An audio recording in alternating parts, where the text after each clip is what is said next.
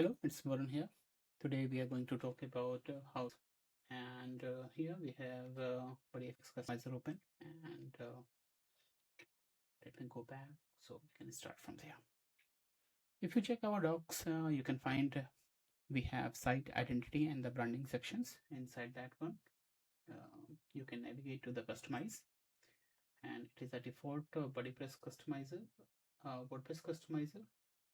which contain all the BuddyPress options, all the WooCommerce option, along with all the theme options what we have created here.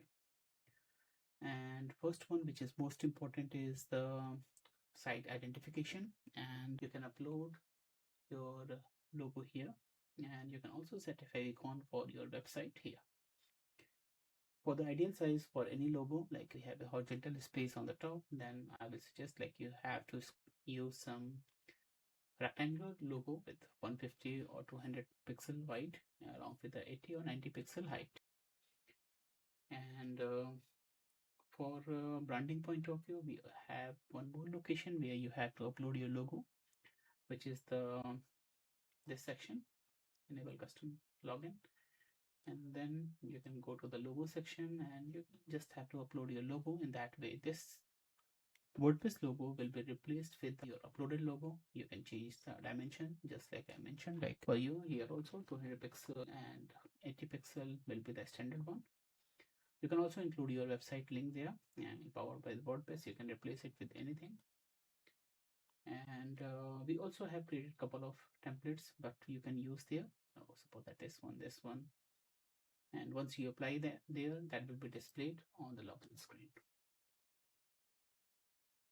Let me upload logo there, BuddyX 200 pixel. Okay, and for the theme point of view, choose theme, apply. Okay, publish, and you can also have different variation there. So it's completely your call which you are trying to use. If you want to change the background, you have also option to choose your own background like this.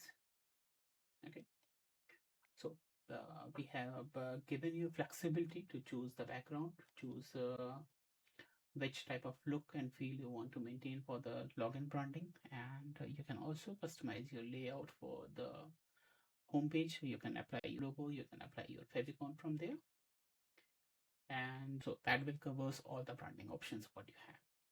Apart from that one, you also have flexibility to choose color, and we will taxonomies and everything we will guide you in the next videos.